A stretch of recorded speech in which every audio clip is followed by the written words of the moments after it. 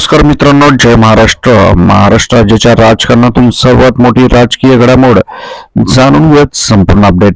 तत्पूर्वीच चॅनलला नवीन असताल तर चॅनलला सबस्क्राईब करा आणि बेल आयकॉन नक्की प्रेस करा. महाराष्ट्र राज्याच्या राजकारणातून सर्वात मोठी राजकीय घडामोड आहे.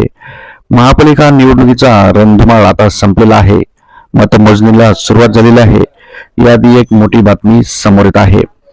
मुंबईत तब्बल जवळपास 9 वर्षांनी महापालिकाची निवडणूक झालेली आहे. आज या निवडणुकीचा निकाल जाहीर होणार आहे. सर्वच पक्षांसाठी मुंबई जिंकणं म्हणजे प्रतिष्ठेचं मानलं जात आहे. मुंबई महापालिका क्षेत्रात एकूण 227 वार्ड आहेत. तब्बल 1700 उमेदवारांनी निवडणूक लढवलेली आहे. मुंबईकरांचा कौल कोणाला मिळालेला आहे हे काही स्पष्ट होणार आहे थोड्याच वेळात. त्यामुळे तुम्हाला काय वाटतं, कोणाची सत्ता येईल? कमेंटमध्ये कमेंट करा. यावेळेस मराठीच्या अस्मितेच्या मुद्द्यावर ठाकरे बंधूंनी आपली निवडणूक लढवली आहे.